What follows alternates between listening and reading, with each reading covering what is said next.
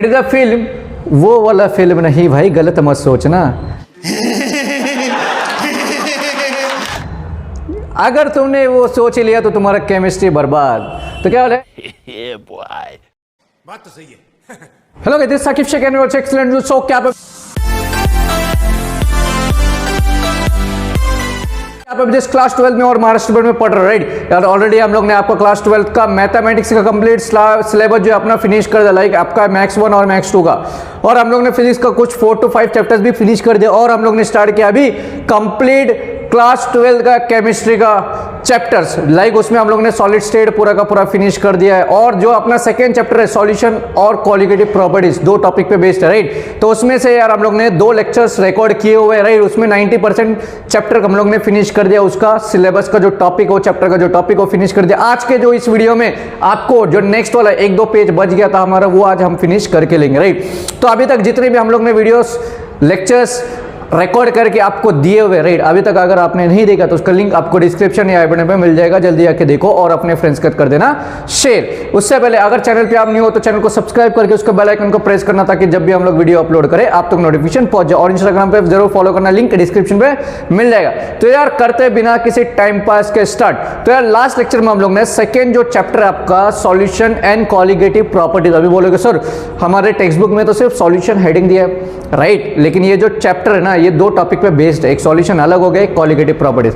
तो colligative properties में last वाला जो लेक्चर सब में हम लोग ने देखा था क्या, एलिवेशन ऑफ बॉइलिंग पॉइंट देखा था, राइट। तो अभी जो नेक्स्ट वाला यार वो है अपना एक्सप्रेशन इन फ्रीजिंग पॉइंट। हम लोग ने देख लिया बॉइलिंग पॉइंट, अभी देखेंगे हम लोग फ्रीजिंग पॉइंट, राइट। तो फ्रीजिंग पॉइंट होता क्या, अभी सबको याद आएगा कि सर फ्रीजिंग पॉइंट तो ये होता है कि जिसमें हमारा जो लिक्विड है ना वो फ्रीज हो जाता है, मतलब आइस में कन्वर्ट होता है, राइट। लेकिन नहीं भाई, देख लो क्या बोलता है, freezing point is the point of temperature and which solid and liquid are in equilibrium and those two phase have some same vapor pressure।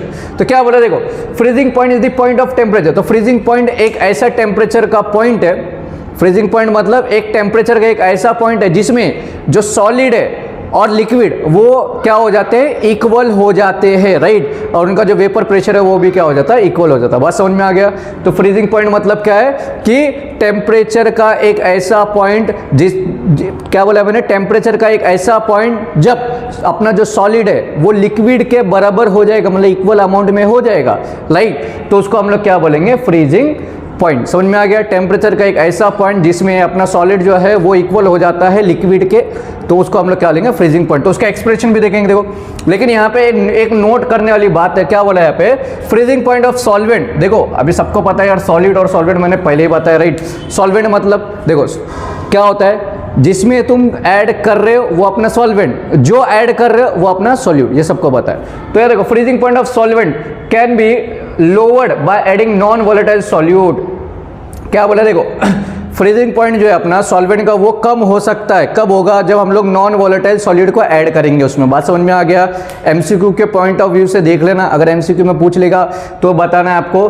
तो फ्रीजिंग पॉइंट जो है अपना किसका, सॉल्वेंट का, वो कम होगा, कब कम होगा, जब हम लोग नॉन वोलेटाइल सॉलिड को ऐड करेंगे। क्लियर। चलो अभी फॉर एग्जांपल देखो, सपोज मैंने बोला T मतलब टेम्परेचर, किसका टेम्परेचर, फ्रीजिंग पॉइंट का, राइट। क्लियर। F से हम लोग फ्रीजिंग पॉइंट दिखाएंगे, T मतलब टेम्परेचर, किसका टेम्परेचर, फ्रीजिंग का।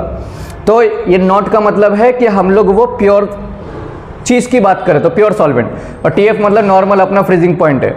तो याद रखो यार हमेशा जो प्योर सॉल्वेंट का जो टेम्परेचर होता है फ्रीजिंग पॉइंट वो ज़्यादा होता है एज कम्पेयर टू इम्प्योर वाला, राइट। तो हम लोग अगर मुझे टोटल फाइंड करना है कि टोटल कितना फ्रीजिंग पॉइंट, तो मैं क्या करूंगा, प्योर फॉर्म से माइनस करूंगा इम्प्योर फॉर्म से। तो ये फॉर्मूला समझ में आ गया सबको, ये बेसिक है, देख लेना। चलो एक्चुअल अभी आते हैं हम लोग डेफिनेशन पे, मतलब एक्चुअल अपना जो एक्सप्रेशन है देखो क्या बोलते हैं, फ्रीजिंग पॉइंट डिप्रेशन। ये अपना फ्रीजिंग पॉइंट है नॉर्मल, तो ये अपना है फ्रीजिंग पॉइंट डिप्रेशन का डेरिवेशन। तो फ्रीजिंग पॉइंट डिप्रेशन जो है उसको हम लोग डेल्टा TF से दिखाएंगे। वो क्या होगा, वो डायरेक्टली प्रोपोर्शनल होगा भाई साहब, किसको डायरेक्टली प्रोपोर्शनल होगा, मोलैलिटी, सॉल्यूशन के मोलैलिटी को, मोलैरिटी नहीं, मोलैलिटी। क्लियर है? तो क्या बोला मैंने, फ्रीजिंग पॉइंट डिप्रेशन जो है वो क्या होगा, डायरेक्टली प्रोपोर्शनल होगा। किसको डायरेक्टली प्रोपोर्शनल होगा? मोलैलिटी को, सॉल्यूशन का जो मोलैलिटी है। तो देखो अकॉर्डिंग टू दिस क्या बोलता है, जो फ्रीजिंग पॉइंट है अपना डिप्रेशन का वो डायरेक्टली प्रोपोर्शनल होगा मोलैलिटी को। अगर मुझे डायरेक्टली प्रोपोर्शनल साइन हटाना है, कुछ तो कांस्टेंट देना पड़ेगा, राइट? तो ये साइन हट के इक्वल टू आ गया, तो कांस्टेंट मैंने क्या लिया, केएफ ले लिया, समझा? तो अगर मुझे ये कांस्टेंट का वैल्यू चाहिए तो ये जो मोलैलिटी है इधर मल्टीप्लाई में नीचे जाके इधर क्या हो जाएगा, डिवाइड। समझ में आ गया? और ये जो के एफ है इसको हम लोग बोलते हैं क्रायोस्कोपिक कांस्टेंट। ये चीज़ याद रख लेना एमसीक्यू के पॉइंट ऑफ व्यू से। और इसका यूनिट अपना ये सिंपल। चलो भाई साहब, अभी देखो सुर्खियों में भी नेक्स्ट वाला क्या है, molar mass of solute from freezing point depression. देखो इससे पहले जो लास्ट टॉपिक है ना, हम लोग ने मोलर मास तो फाइंड किया था, लेकिन किसका, बॉइलिंग पॉइंट का फाइंड किया था। अभी हम लोग क्या फाइंड करेंगे भाई साहब, मोलर मास तो फाइंड करेंगे, लेकिन किसका, फ्रीजिंग पॉइंट डिप्रेशन से हम लोग मोलर मास फाइंड करेंगे। तो यही चीज़ हम लोग लेंगे। देखो सपोज मैंने बोला कि W1 जो अपना वो वेट है, किसका वेट है, सॉल्वेंट का, और W2 जो है वो वेट है किसका है भाई, सॉल्यूट का। समझ में आ गया बात? 1 मतलब सॉल्वेंट, 2 मतलब सॉल्यूट। क्लियर है? चलो मोलैलिटी अभी जस्ट मैंने बताया कि अपना ये जो, इससे हम लोग मोलर मास निकालेंगे। क्लियर? तो फॉर्मूला क्या होता है, देखो मोलैलिटी का फॉर्मूला क्या होता है, mass of solute upon mole of solute upon mass of solvent in KG. तो मोल ऑफ सॉल्यूट तो अपना यार सबको पता है, मास अपन मोलर मास होता है, राइट? तो इसका मास क्या लिया हम लोग ने, सॉल्यूट का W2 लिया, मास मतलब वेट, और मोलर मास मतलब M से रिप्रेजेंट करेंगे, राइट? और मास ऑफ सॉल्वेंट क्या होता है, W1, केजी में मतलब 1000 से ये हो गया। तो अभी वो आया कैसे देख लो एक बार, मैं आपको लाइव करके दिखा देता हूँ। ये मैं रफ कर देता हूँ भाई साहब, तो आपके सामने मैं यहाँ पे करके दे देता हूँ। देखो तो यार क्या बोला ऐसा, W2 अपॉन M2 है, और क्या है W1 अपॉन 1000 है। तो इसको गौर से देखोगे, देखो अभी क्या हो जाएगा, ये 1000 ऊपर जाएगा एकदम ऊपर, ये W1 M2 के साथ आ जाएगा, तो मिलेगा क्या, W2 इंटू 1000, राइट? और अपन में क्या सर, W1 इंटू M2। ये समझ में आ गया कैसे है? Yes sir. अभी जस्ट वी नो दैट, अभी जस्ट मैंने बताया, वी नो दैट क्या होता है, डेल्टा TF मतलब डिप्रेशन इन फ्रीजिंग पॉइंट क्या होता है, वो क्रायोस्कोपिक कांस्टेंट और इनटू मोलैलिटी। तो मोलैलिटी का मुझे इधर यहाँ पे फॉर्मूला मिल गया, क्या मैं ये यहाँ पे सब्स्टिट्यूट कर सकता हूँ? यस सर कर सकते हो। तो डायरेक्टली क्या आएगा, देखो TF equal to KF, molality का डायरेक्ट वैल्यू लिख दो, W2 into 1000 upon W1 into M2। मुझे क्या चाहिए भाई साहब, यहाँ पे मोलर मास चाहिए, राइट? मोलर मास किससे रिप्रेजेंट करते हैं हम लोग, M से। क्लियर? तो देखो यहाँ पे M का दिख रहा है पूरे इक्वेशन में, यहाँ पे दिख रहा है, राइट? तो इसको इधर भेज दो, और ये डिप्रेशन इन फ्रीजिंग पॉइंट उसको नीचे ले लो। तो M2 इक्वल टू क्या आ जाएगा, KF इंटू W2 इंटू क्या बचा सर, 1000 अपन में क्या आएगा, W1 इंटू ये TF इधर आ जाएगा, डेल्टा TF, राइट? तो ये मेरा मिल गया मोलर मास का इक्वेशन। किसी को कोई डाउट है भाई साहब? नहीं ना, सबको समझ में आ रहा है, मजा आएगा यार। जल्दी जल्दी क्या करना है, इस वीडियो को अपने फ्रेंड्स के साथ कर देना है शेयर, सभी के साथ हो रहेगा बेनिफिट, सबका होना चाहिए बेनिफिट, राइट? बोर्ड एग्जाम आ रहा है, मजा आएगा। तो आपको रेगुलर लेक्चर्स मिलेंगे, सिर्फ आप क्या करना, इस वीडियो को शेयर करना, और चैनल पे नहीं हो तो सब्सक्राइब जरूर करना, राइट? नेक्स्ट लेक्चर में आपका इसका थर्ड जो चैप्टर अपना आयोनिक इक्विलिब्रियम वो भी मिलेगा, हम लोग सीरीज में करेंगे कंटिन्यू, राइट? बोर्ड एग्जाम से पहले आपका फिनिश कर देंगे, राइट? चलो चलो बढ़ेंगे अभी नेक्स्ट टॉपिक की तरफ। अभी बढ़ेंगे नेक्स्ट टॉपिक की तरफ यार, एक लास्ट टॉपिक है, उसके बाद हमारा हो जाएगा चैप्टर समाप्त, राइट? फिर हम लोग न्यू चैप्टर स्टार्ट करेंगे। तो क्या होता है, देखो सेमी परमिएबल मेम्ब्रेन। तो एग्जाम में आ सकता है डिफाइन सेमी परमिएबल मेम्ब्रेन। तो क्या बोलना है, देखो इट इज अ फिल्म, वो वाला फिल्म नहीं भाई, गलत मत सोचना। अगर तुमने वो सोच लिया तो तुम्हारा केमिस्ट्री बर्बाद। तो क्या बोला है, it is a film such as cellophane which has pores large enough to allow these solvent molecules to pass through them। भाई साहब क्या बोला, देखो it is a film such as cellophane, मतलब सेलोफेन एक अपना मटेरियल है, एक सेलोफेन मटेरियल का एक अपना फिल्म होता है, जिसके पास क्या होता है, पोर्स होता है, और जिस पोर्स के थ्रू सॉल्वेंट मॉलिक्यूल जो है वो वहां से पास होता है। तो मैं आपको ड्रॉ करके दिखाऊंगा, don't worry. This pores can not pass the large solute, लेकिन यहाँ पे कंडीशन है, ये जो पोर्स होंगे वो लार्ज, क्या बोला है, लार्ज सॉल्यूट को पास नहीं करेंगे। फॉर एग्जांपल देखो, तो मैं यहाँ पे भाई साहब एक अपना देखो, एक अपने एक मटेरियल, यहाँ पे एक सेलोफेन मटेरियल यहाँ पे रहेगा, देखो यहाँ पे एक सेलोफेन मटेरियल रहेगा, जिसमें क्या होगा, पोर्स होंगे। समझ में आ गया, ऐसा एक क्या रहेगा, रास्ता होगा जाने के लिए। तो ये सेलोफेन एक फिल्म है, फिल्म मतलब एक ऐसा बनाया हुआ है, समझ में आ गया, क्लियर?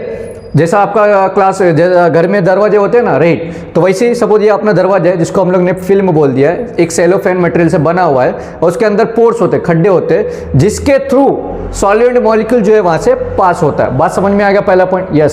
सेकंड पॉइंट में क्या बोला है कि ये जो अपना बड़े बड़े सॉल्यूट के मॉलिक्यूल्स इससे पास नहीं हो सकते हैं, कंडीशन बोला है, राइट। थर्ड क्या है, this membrane selectively allows the passage of solid molecule. लेकिन भाई साहब ये जो मेम्ब्रेन अपना सेलोफेन का, ये जो सॉल्वेंट मॉलिक्यूल्स को ये सेलेक्ट करेगा वही उधर से आगे जाएगा, जिसको वो सेलेक्ट नहीं करेगा वो आगे नहीं जाएगा। बात समझ में आ गया? 3 पॉइंट। वापस देखो क्या बोला है, सेमी परमेबल मेम्ब्रेन क्या होता है, ये एक फिल्म है जो सेलोफेन मेम्ब्रेन से बना हुआ है, मटेरियल से बना हुआ है, जिसमें पोर्स होते हैं, जिस पोर्स के थ्रू सॉल्वेंट मॉलिक्यूल्स आगे की तरफ जाते, राइट। बट वो पोर्स के थ्रू अपना बड़े बड़े सॉलिड मॉलिक्यूल्स नहीं जाएंगे, और ये पोर्स के अंदर से वही जाएंगे जिसको ये सेलेक्ट करेगा।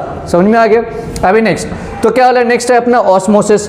तो ये सब इंपॉर्टेंट पूरा टॉपिक जितना लिखा है ना, ये पूरा का पूरा इंपॉर्टेंट एग्जाम में पूछ सकता है, राइट। तो क्या वाला देखो osmosis, the net spontaneous flow of solvent molecule into the solution or from the dilute solution to more concentrated solution through a semi permeable membrane is called osmosis। तो क्या वाला है, net spontaneous flow of solvent molecule, जो solvent molecule है वो अपना dilute से किस में जा रहा है, डाइल्यूट से अपना कॉन्सेंट्रेशन में जा रहा है, किसके थ्रू जा रहा है, सेमी परमेबल मेम्ब्रेन से जा रहा है, उसको हम लोग क्या बोलेंगे, ऑस्मोसिस बोलेंगे, राइट। समझ में आ गया? अभी नेक्स्ट ऑस्मोटिक प्रेशर क्या है, hydrostatic pressure that stop osmosis, एक ऐसा प्रेशर जो ऑस्मोसिस को स्टॉप करता है, रोकता है, उसको हम लोग क्या बोलेंगे, ऑस्मोटिक प्रेशर। तो कौन सा प्रेशर है, हाइड्रोस्टैटिक प्रेशर। हाइड्रोस्टैटिक प्रेशर एक ऐसा प्रेशर जो ऑस्मोसिस को रोकता है आगे जाने से, उसको हम लोग क्या बोलेंगे, ऑस्मोटिक प्रेशर। और हाइड्रोस्टैटिक और उसको हम लोग पाई से रिप्रेजेंट करते हैं, क्लियर। तो हाइड्रोस्टैटिक प्रेशर क्या होता है, HROG, ये हम लोग ने सेकंड चैप्टर में पढ़ा है, mechanical properties of fluids physics में, right.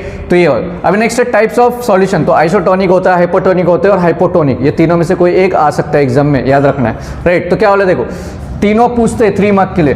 2 or more solution having same osmotic pressure are said to be isotonic solution। 2 या तो उससे ज्यादा सॉल्यूशन जिसका ऑस्मोटिक प्रेशर सेम होगा, उसको हम लोग क्या बोलेंगे, आइसोटोनिक सॉल्यूशन। क्या बोले मैंने, 2 या तो उससे ज्यादा सॉल्यूशन जिसका ऑस्मोटिक प्रेशर सेम होता है, उसको हम लोग बोलेंगे आइसोटोनिक सॉल्यूशन। नेक्स्ट अपना hypotonic solution, if 2 solutions have unequal osmotic pressure, the more concentration solution with higher molecules osmotic pressure is said to be hypotonic। तो hypotonic में याद रखो, अगर 2 या तो उससे ज़्यादा जो सॉल्यूशन है, अगर उनका ऑस्मोटिक प्रेशर इक्वल नहीं है, उसका हम लोग बोलेंगे हाइपरटोनिक सॉल्यूशन। 2 या तो उससे ज़्यादा ऑस्मोटिक, 2 या उससे ज़्यादा सॉल्यूशन जिसका ऑस्मोटिक प्रेशर सेम है, सेम है, उसको आइसोटोनिक बोलेंगे। जिसका सेम नहीं है उसको बोलेंगे हाइपोटोनिक। आइसोटोनिक क्या है, 2 more dilute solution exhibiting lower osmotic pressure is said to be hypotonic solution। 2 या तो उससे ज्यादा सॉल्यूशन जिसका ऑस्मोटिक प्रेशर कम है, कम लो है, उसको हम लोग क्या बोलेंगे, हाइपोटोनिक सॉल्यूशन, क्लियर। लेकिन इसका यार हम लोग ने एक डेफिनेशन भी बनाया हुआ, एक प्रॉपर डेरिवेशन बनाया, osmotic pressure and concentration of solution. तो फॉर डाइल्यूट सॉल्यूशन के लिए हम लोग ने देखा था गैस लॉ में PV = nRT होता है, यहाँ पे P में हम लोग ने प्रेशर को क्या लिया, पाई से रिप्रेजेंट किया, राइट। ये वॉल्यूम इधर नीचे गया तो डिवाइड हो जाएगा, तो ये प्रेशर का वॉल्यूम मिल गया, राइट। लेकिन हमको पता है कॉन्सेंट्रेशन कोई भी सॉल्यूशन का क्या होता है, सॉल्यूशन क्या कहता है, मोल्स अपन वॉल्यूम। मोल्स को हम लोग N से रिप्रेजेंट करते हैं, किसका देख रहे हैं हम लोग, सॉलिड का, तो 2 देखेंगे V। तो अभी क्या देखो, N/V है ना, इसकी जगह पे हम लोग ये M लिख सकते हो। तो फाइनल आपका इक्वेशन ये होगा, राइट। आई होप आपको समझ में आ गया होगा पूरा का पूरा। आज हमारा ये चैप्टर सेकेंड जो चैप्टर अपना सॉल्यूशन एंड कॉलिगेटिव प्रॉपर्टीज पूरा का पूरा फिनिश होगा, राइट। जल्दी इस वीडियो को क्या करना है, अपने फ्रेंड्स के साथ कर देना शेयर, और जितना हो सके उतना इसको फॉरवर्ड करना, राइट। नेक्स्ट लेक्चर में हम लोग स्टार्ट करेंगे इसका 3rd चैप्टर, जिसका नाम है आयोनिक इक्विलिब्रिया, राइट। तो जल्दी इसको शेयर करो। तो मिलते हैं एक न्यू जोश, एक न्यू एक्टिवनेस, एक न्यू लेक्चर्स के साथ। तब तक पढ़ते रहो और शेयर करते रहो।